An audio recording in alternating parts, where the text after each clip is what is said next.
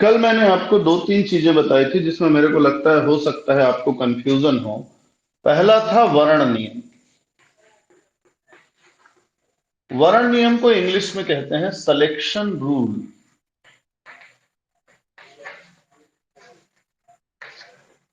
तो जैसे मान लो कोई इलेक्ट्रॉन अपने ग्राउंड एनर्जी लेवल E1 पे है या E0 पे है, वो उत्तेजित होके जा सकता है 1 पे, 2 पे भी जा सकता है और ऊपर भी जा सकता है। अब इससे मान लो हमको तीन रेखाएं प्राप्त होंगी, स्पेक्ट्रम की तीन रेखाएं मिलेगी। ये आपका स्पेक्ट्रम है। पहली रेखा मिलेगी आपका ज्यादा डार्क, एकदम गहरी रेखा। बाकी रेखाएं हल्की मिलेगी। इसका मतलब ये हुआ कि हमारे जितने अणु थे उसमें से ज्यादातर अणु E0 से E1 पर गए। कुछ अणु 2 पे भी गए, कुछ 3 पे भी गए, कुछ 4 पे भी गए। तो सिलेक्शन रूल या वर्ण नियम ये बताता है हमको कि कौन सा संक्रमण अधिक मात्रा में हुआ है, यानी कि वही मूल संक्रमण है। तो हमने यहां नियम दे दिया कि भाई डेल ई जो है वो +-1 होना चाहिए, क्योंकि इसी संक्रमण से एक स्टेप ऊपर या एक स्टेप नीचे जाने से ही हमको ज्यादा चमकीला बैंड मिलता है। तो सिलेक्शन रूल का मतलब होता है, सिलेक्शन रूल या वर्ण नियम हमको ये बताने में मदद करता है, ये सुनिश्चित करने में मदद करता है कि संक्रमण किस ऊर्जा स्तर से या किस तरह का संक्रमण अलाउड संक्रमण है। अलाउड का मतलब कौन से संक्रमण को हम मानेंगे कि हाँ भाई यही वाला हो रहा है, बाकी चाहे होता भी हो हम उसको नेग्लेक्ट कर देंगे।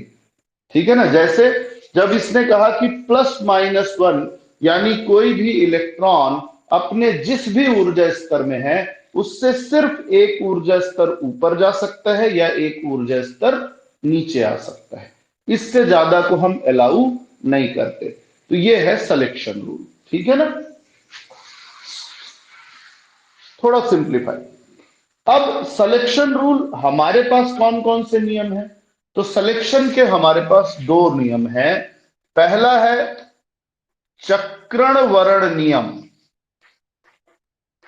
चक्रण वर्ण नियम यह नियम कहता है कि इलेक्ट्रॉन चाहे कहीं भी जाए उससे हमको मतलब नहीं है, लेकिन कुल चक्रण क्वांटम अंक का मान संक्रमण के पहले जितना था उतना ही बाद में भी होना चाहिए। मतलब मान लो कि s कक्षक में दो इलेक्ट्रॉन हैं, ऐसा। तो अभी इसमें एक टोटल चक्रण क्वांटम अंक कितना है, एक +½ है, दूसरा -½ है, s का मान है 0। मान लो कुछ ऊर्जा मिली और s का एक इलेक्ट्रॉन उत्तेजित होकर p में चला गया, तो p में जा सकता है वो इस रूप में। तो इस रूप में अगर गया तो s का मान है, पहला इलेक्ट्रॉन सीधा है यानी +½ दूसरा इलेक्ट्रॉन भी सीधा है यानी +½ s का मान क्या हो गया, 1 हो गया। ये गलत है, ऐसा नहीं हो सकता। ये नियम कहता है कि s का मान पहले कितना था, 0। उत्तेजित होने के बाद भी 0 ही रहना चाहिए, उसमें कोई परिवर्तन नहीं होना चाहिए। तो ऐसा कैसे होगा, ऐसा तब होगा जब उत्तेजित इलेक्ट्रॉन को हम उल्टा बनाएंगे। तो होगा ये कि s बराबर एक +½ है और एक -½ है, 0। ये सही है। ठीक है। तो चक्रण वर्ण नियम कहता है कि इलेक्ट्रॉनिक संक्रमण के दौरान कुल चक्रण क्वांटम अंक में कोई परिवर्तन नहीं होना चाहिए। अगर वो परिवर्तन होता है तो हम उस संक्रमण को सही नहीं मानते, उसको अलाउ नहीं माना जाएगा। ठीक है। ये हो गया। दूसरा क्या, दूसरा कहता है, दूसरा है लापोर्ट वर्ण नियम।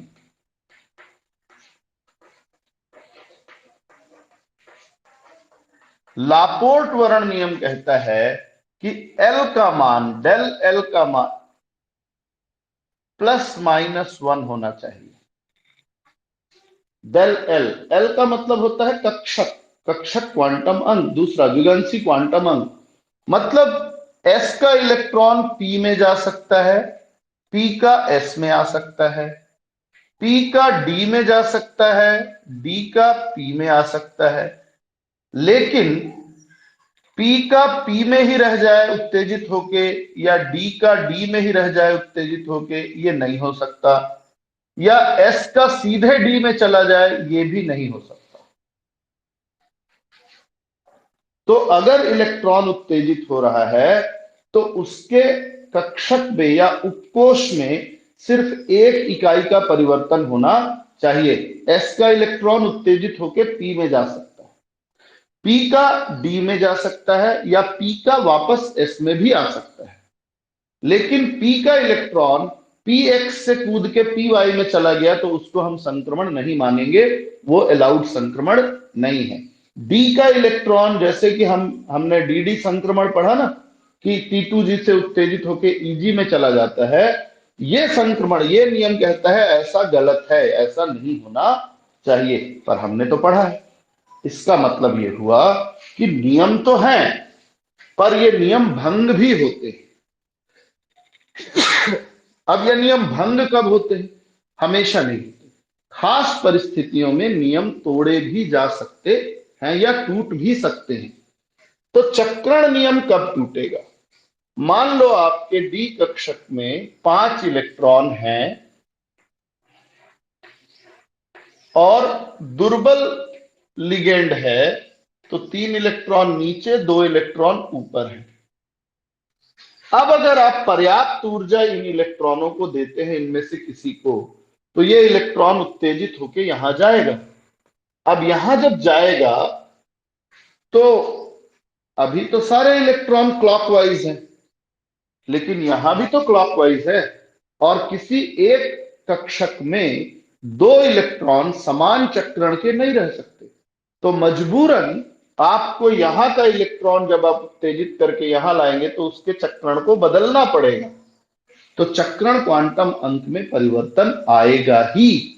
तो ये एक विशेष परिस्थिति है कि भाई कक्षक खाली नहीं है और जिस कक्षक में इलेक्ट्रॉन उत्तेजित हो रहा है वहां पहले से एक इलेक्ट्रॉन है।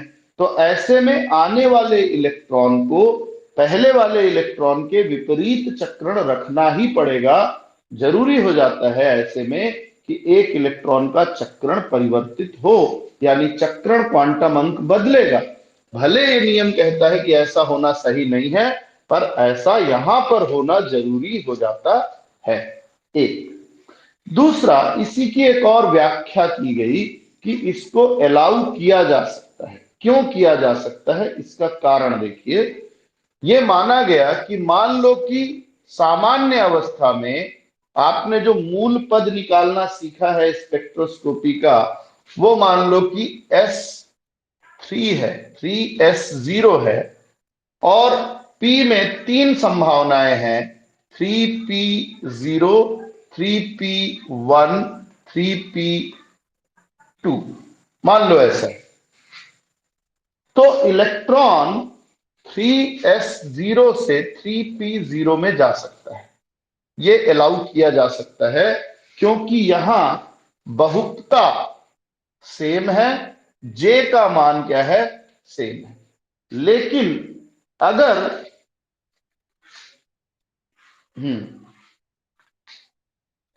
ठीक, अच्छा, अगर बहुपता समान ना हो, बहुपता समान होने का मतलब तो S का मान समान हो गया, कोई परिवर्तन नहीं। पर अगर ये 1S भी है तो भी ये अलाउ किया जाएगा, क्योंकि यहां J का मान क्या है, समान है। लेकिन यहां से इस अवस्था में जाना अलाउ नहीं किया जाएगा। तो विशेष परिस्थितियों में नियम टूट सकते हैं। दूसरा, लापोर्ट का नियम कब टूटता है? यह भी हमेशा नहीं टूटता। हमेशा इस बात का ध्यान रखना है कि नियम का पालन हो, पर कभी कभी विशेष परिस्थिति में नियम टूट जाते हैं। किन परिस्थितियों में टूटते हैं ये देखिए। कभी कभी होता यह है कि CO NH3 5Cl +2। अब यहां 6 लिगेंड हैं जिसमें 5 एक टाइप के और छठवां अलग टाइप का है। यानी कि अगर किसी संकुल में अलग तरह के लिगेंड हों, एक जैसे लिगेंड ना हो, अलग अलग तरह के लिगेंड हों, तो संकुल सम्मित नहीं होता।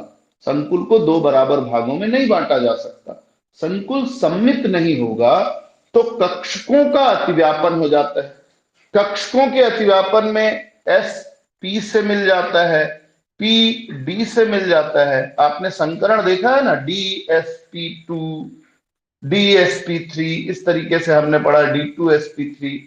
तो जब ये कक्षक आपस में मिल जाते हैं तो ऐसी परिस्थिति में इलेक्ट्रॉन एक कक्षक से दूसरे कक्षक में जा सकता है, क्योंकि मिक्स हो जाने के कारण कक्षक क्वांटम अंक का मान ऑलरेडी क्या है, निश्चित नहीं रहता।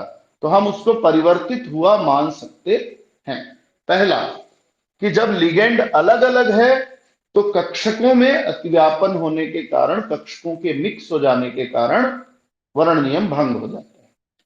पर अगर मान लो कि सभी लिगेंड एक जैसे हों,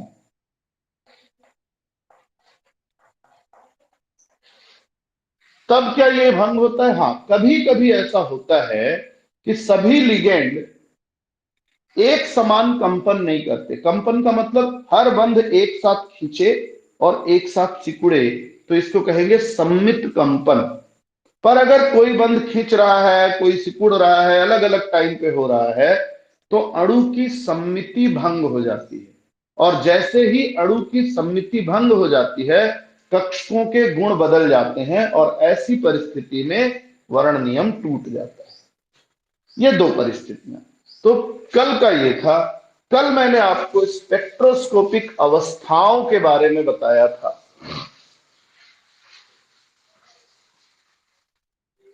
स्पेक्ट्रोस्कोपिक अवस्थाएं,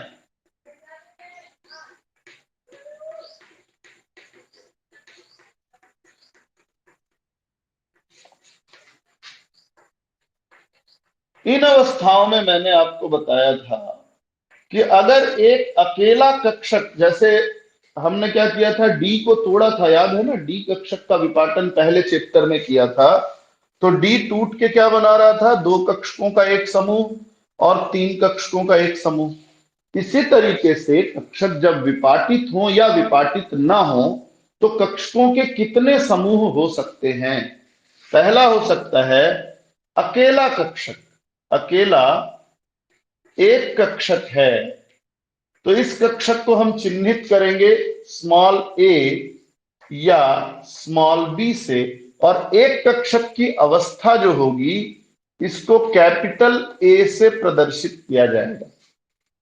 अवस्था के लिए A, कक्षक के लिए स्मॉल लेटर।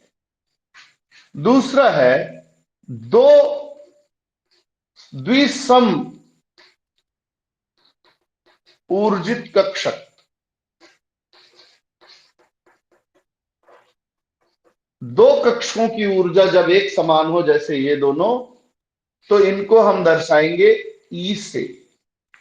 और कक्षक दो हो और अवस्थाएं इनकी अवस्था के लिए इस्तेमाल करेंगे कैपिटल E। त्रिसम ऊर्जित कक्षक, तीन समान ऊर्जा के कक्षकों के लिए हम T वर्ड यूज करेंगे, और तीन समान ऊर्जा के कक्षकों की अवस्था के लिए हम यूज करेंगे कैपिटल T।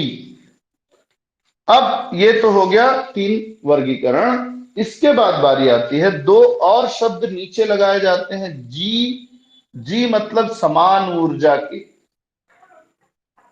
समान ऊर्जा, और यू मतलब असमान ऊर्जा। तो इसीलिए इस दो को हम क्या लिखते हैं, ई और छोटा सा जी।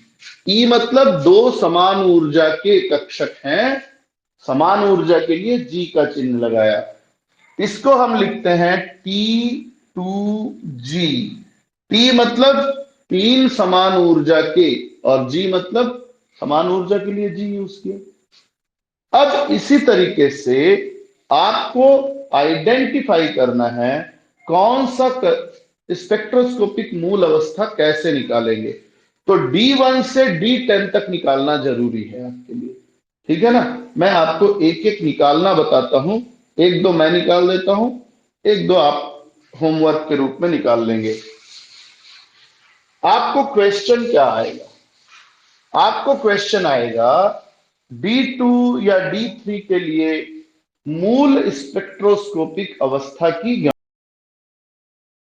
करते हैं हम D1 के लिए। D1 मतलब आपको एक बॉक्स बनाना है D का, हर बार बॉक्स बनाएंगे और बॉक्स में नंबरिंग फिक्स रहेगी, +2, +1, 0, -1, -2। जितना इलेक्ट्रॉन बोल रहा है उसको भर दीजिए पहला D1। D1 अब यहां हम L कैलकुलेट करेंगे, टोटल L, जितने अयुग्मित इलेक्ट्रॉन जिन जिन कक्षकों में हैं उन कक्षकों के अंकों को जोड़ा जाएगा। तो यहां एक ही इलेक्ट्रॉन है और वो कक्षक क्रमांक +2 में है, तो 2 लिख दिया, और कोई तो है नहीं तो इसलिए L बराबर आया 2। और 2 के लिए जो हमारा चिन्ह होता है वो होता है आपका D। पता है ना आपको, मैंने बताया था 0 है तो S होगा, P 1 है तो P होगा, 2 है तो D होगा, 3 है तो F होगा। ऐसा एक क्वेश्चन आपकी क्लास से शायद किसी ने किया था या सेकेंड ईयर की, मैं आपको एक्सप्लेन करता हूं उसको कैसे बनाते हैं। ये हो गया। अब आप S निकालेंगे, S का मतलब n/2, अयुग्मित इलेक्ट्रॉन 1 है, 1/2। अब हम निकालेंगे बहुपता, बहुपता बराबर हो गया हमारा 2s + 1, यानी 2 गुणा s का मान +1, 2 1 आ गया, 1 + 1 = 2। तो हमारा जो स्पेक्ट्रोस्कोपिक मूल पद निकला, हमारा मूल अवस्था, वो निकल के आया 2 पावर में जाएगा और D। अब अगर और डिटेल करना है तो आप J के मान की गणना भी कर सकते हैं। J बराबर क्या होता है, L ± S। एक बार प्लस करेंगे तो L + S करके देखिए, L का मान है 2, S का मान है, तो L का मान है 2, S का मान है 1/2, यानी आ गया ये हमारा 5/2। फिर L - S करके देखिए तो 2 ऋण 1/2 बराबर आ गया 3/2। तो J के 3 मान मिले हमको। J का मान, उच्चतम मान है 5/2, तो निम्नतम से शुरू करते हैं, 3/2, इसमें 1 जोड़ दो तो कितना आ जाएगा, +1 करो, 3/2 + 1, 2, 3 + 2, अगला क्या हो गया 5/, सीधा आ गया, ठीक है ना। तो यही ध्यान रखना है कि J के यहां 2 मान होंगे, 3/2, 5/2, 5/2 तक जाना है और कहीं नहीं जाना है हमको। अब इसी हिसाब से जो अवस्थाएं निकली हमारी, स्पेक्ट्रोस्कोपिक अवस्थाएं, मूल पद, ये निकला 2, देखो बहुपता कितनी है 2, 2D 3/2, 2D 5/2, ये हो गया। अब अगर आपको बोला जाए D2 के लिए निकालिए, सेम पैटर्न फॉलो कीजिए।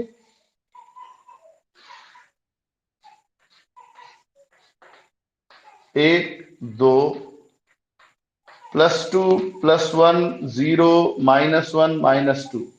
कुछ लोग नंबरिंग जो है वो जितने में है उतने भर का करते हैं, -2 -1 प्लस, बस खत्म नहीं, पूरे का नंबरिंग करना है। बीच वाले जितने कक्षक हैं, बीच वाले को 0 मानोगे, उस साइड एक एक बढ़ाते जाओगे और इस साइड एक एक बढ़ाते जाओगे, ठीक है। तो L का मान क्या निकला, एक इलेक्ट्रॉन +2 में है, एक इलेक्ट्रॉन +1 में है, टोटल L का मान निकला 3, चिन्ह आया F। एक बात ध्यान रखिए, आपको स्पेक्ट्रोस्कोपी की अवस्थाओं के चिन्ह एफ जी सब मिल सकते हैं। इसका मतलब ये नहीं कि कक्षक एफ और जी है, एसपी डी कक्षक ऐसा, इससे कोई, भाई डी में ही देखिए आपका चिन्ह क्या आ रहा है, एफ आ रहा है। तो एक बच्चे ने यही गलती की थी, तो उसने एक जो चिन्ह दिया हुआ था एफ वाला, उसमें उसने सोचा कि एफ कक्षक की बात कर रहा है ना, ये एफ अवस्था है, ये कक्षक नहीं है। ठीक है, तो ये एफ, एफ अवस्था में एस का मान n/2 दो है, 2/2 बराबर क्या आ जाएगा, 1। तो बहुकता कितनी आई,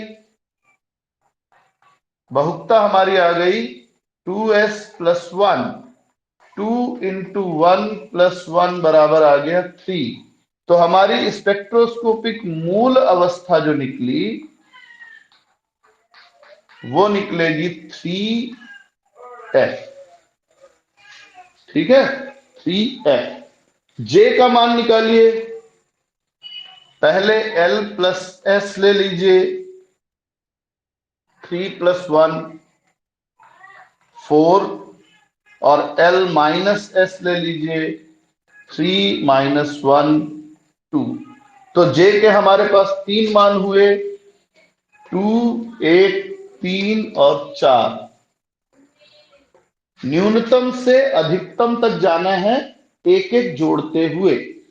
तो अब आपके जो अवस्थाएं निकली वो कौन कौन सी निकली हमारी, 3f2, 3f3, 3f4। ठीक है, इसका स्क्रीनशॉट ले लें।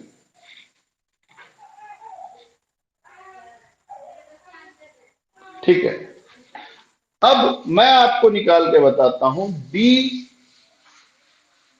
D4 का, D3 आप निकाल लीजिए, चलिए D4 निकालते हैं।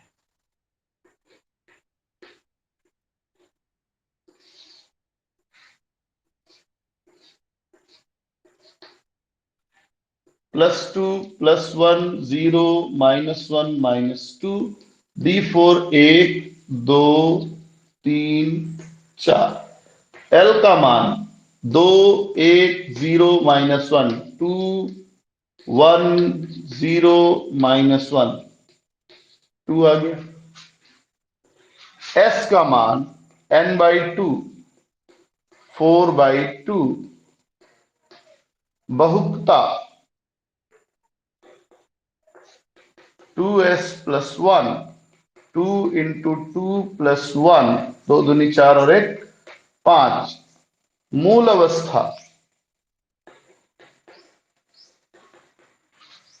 D2 है तो क्या हो जाएगा, D हो जाएगा, तो ये आ गया 5D। अब J बराबर क्या निकलेगा आपका, l+s 5, सॉरी 2+2 4, l-s 2 - 2 0। J का मान आपको निकले 0 1 2 3 4। तो आपका चिन्ह हो गया 5D0, 5D1, 5D2, 5D3, 5D4। ठीक है, एक और बताता हूं आपको मैं। हम देखते हैं B6,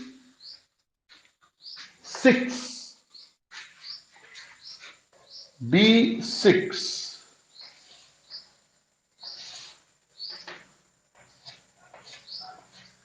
या ऐसा करो पहले D9 देख लो, इससे मैच करता हुआ।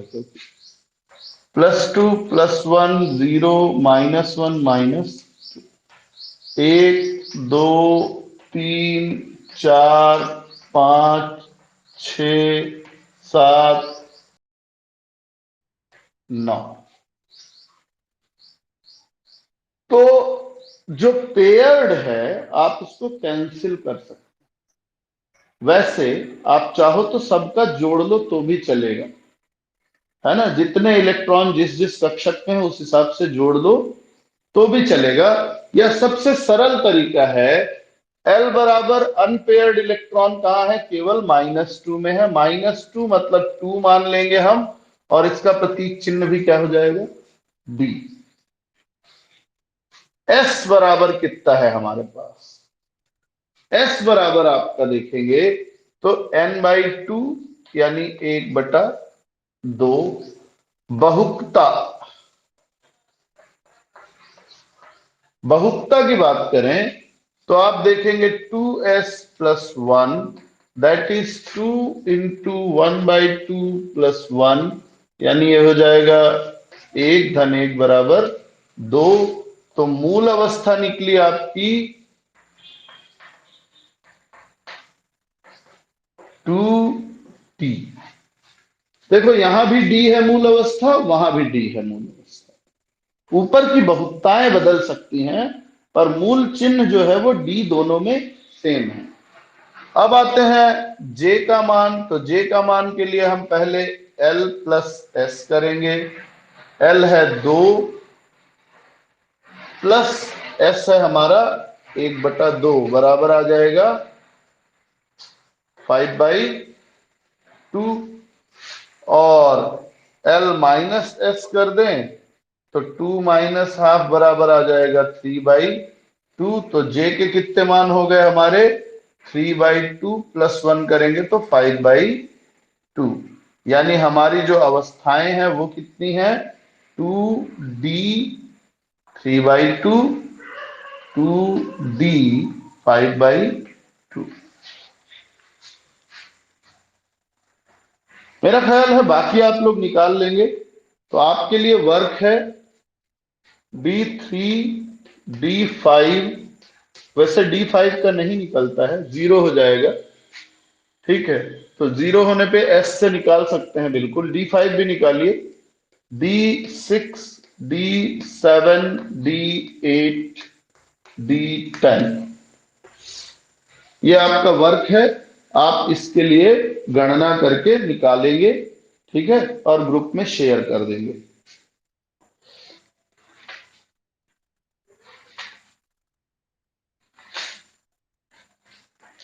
अच्छा, मैंने देखो यहां खूब सारा निकाला। अब आपको पता लगाना है कि ये 5 जो अवस्थाएं हैं इनमें ज्यादा स्थायी कौन सी है। तो मैंने हुंड का नियम बताया था आपको। हुंड का नियम कहता है सबसे पहले देखो कि बहुकता ज्यादा कहां है। सब में एक है, बहुकता बराबर है। तो देखो एल का मान बड़ा किसका है, सब में डी है, एल सबके लिए कॉमन है। जब ये हो जाए तो जे के मान पे आइए। तो इन्होंने कहा कि आपका कक्षक अगर आधे से कम भरा है, तो देखो डी में टोटल 10 इलेक्ट्रॉन हो सकते हैं कितने, 5 से कम है, d4 है। आधे से कम भरा है तो कम वाला मान स्थायी होगा, यानी d0 ज्यादा स्थायी, d1 उससे कम, उससे कम, और ये सबसे कम हो जाएगा। जबकि यहां आइए, यहां कहा गया कि अगर J का मान, अगर L और बहुकता समान है और आपका उपकोष आधे से ज्यादा भरा है, भाई डी में 10 इलेक्ट्रॉन होते हैं, आधा यानी 5, 5 से ज्यादा है 9 इलेक्ट्रॉन है, तो ज्यादा वाला मान ज्यादा स्थायी होगा, है ना। आधे से कम है तो कम वाला स्थायी होगा, आधे से ज्यादा है तो ज्यादा वाला स्थायी होगा। ये हो गया आपका स्पेक्ट्रोस्कोपिक अवस्थाएं ज्ञात करना। अब हम ये देखेंगे कि अलग अलग अवस्थाएं, जैसे हम कक्षकों का विपाटन पढ़ते हैं ना, डी कक्षक टूट के T2G और Eg में बदल गया, वैसे ही अवस्थाओं में भी विपाटन होता है। तो अवस्थाओं का विपाटन होने पर कौन कौन सी अवस्थाएं बनती हैं, या हम ये कहें कि L के विभिन्न मान टूटने पर, विभिन्न मान जब क्या होते हैं, बढ़ते हैं, तो वो किन किन अवस्थाओं को जन्म देते हैं, देखते हैं हम यहां।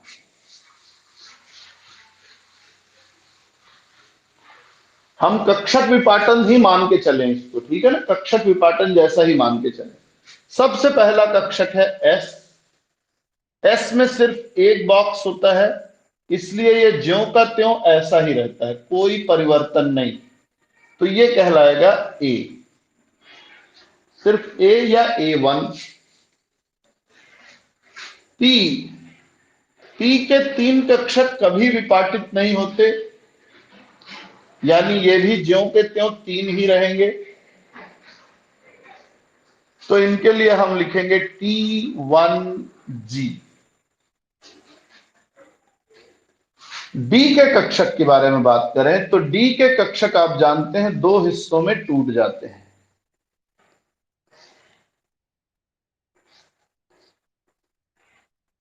तीन दो, आप ऊपर नीचे छोड़ दीजिए, ऊपर नीचे हम करते रहेंगे वो, लेकिन टूटते एक तीन के हिस्से में और एक दो के रूप में टूटता है। तो ये है EG और ये है आपका T2G, क्योंकि T1G हो चुका है। अब आ जाओ एफ कक्षक। एफ जो है, एफ में 7 कक्षक होते हैं, आपको पता है ना, एफ में 7 कक्षक होते हैं। कैसे तोड़ोगे भाई? तो एफ के 7 कक्षकों को तोड़ने के लिए आप 3-3-1 तोड़ सकते हैं इसको, 3-3-1। तो 3-3-1 कैसे होता है?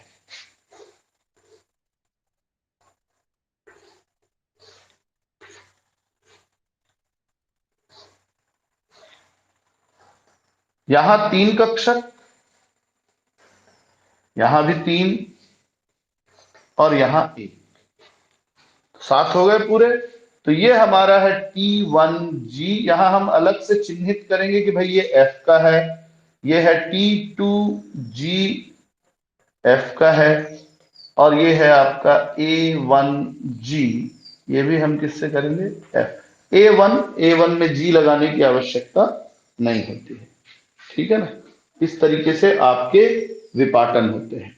तो ये ध्यान रखना है कि जब भी F आएगा, F 3 हिस्सों में टूटेगा, T1 T2 A1, T1 T2 A1।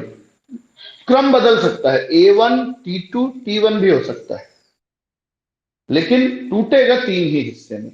ऐसे ही D जब टूटेगा तो E और T2 में टूटेगा, ठीक है, या T2 और E में टूटेगा। P नहीं टूटेगा और S भी नहीं टूटेगा। ये अच्छी तरह समझ लें। रासायनिक वर्ण क्रम श्रेणी, ये पढ़ा हुआ है आपका।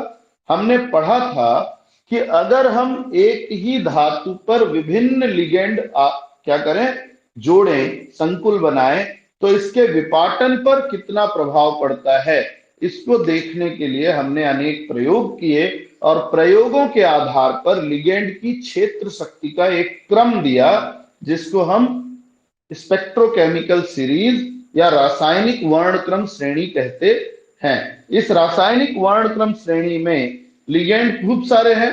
मैं एक कुछ थोड़े बहुत लिगेंड मैं आपको यहां बता देता हूं, उनके क्रम जो पहले भी बताया जा चुका है आपको जब आप प्रबल और दुर्बल लिगेंड पढ़ रहे थे। तो यहां पर देख लें कि आई सबसे दुर्बल है, फिर Br इससे थोड़ा प्रबल है, आगे आएंगे क्लोराइड, नाइट्राइड, फ्लोराइड, ठीक है, क्लोराइड हो गया, NO3- हो गया, F- हो गया, OH-, ऑक्सलेट-,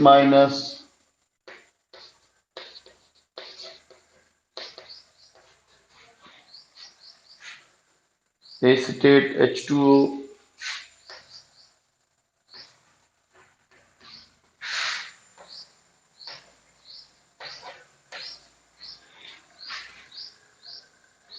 NCS-NC,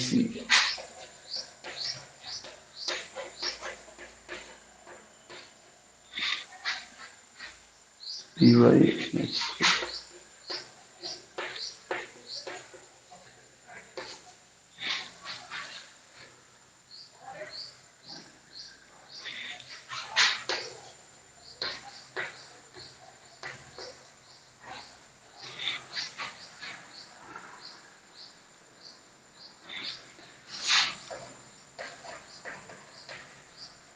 PHE मतलब फेनिल, ठीक है ना, ऑर्थोफेनिल।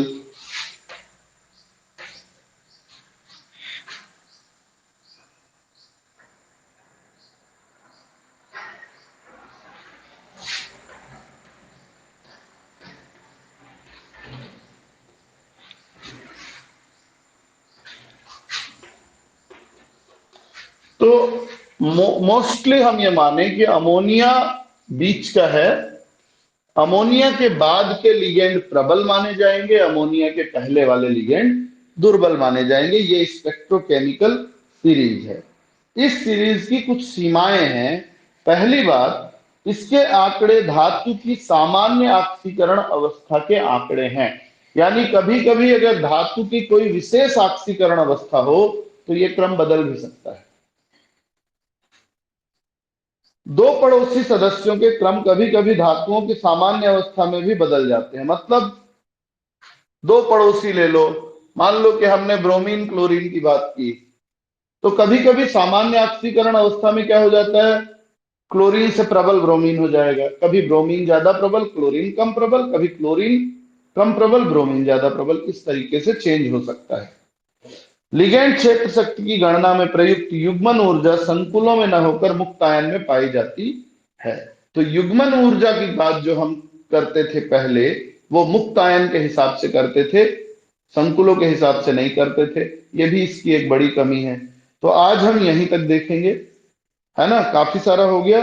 ऑर्गन ऊर्जा चित्र कल बहुत महत्वपूर्ण है, इसको पढ़ेंगे और हमारा चैप्टर खत्म हो जाएगा। लेकिन ये तभी हो पाएगा जब आज आपको जो मैंने होमवर्क दिया है आपको उसको कर लेंगे।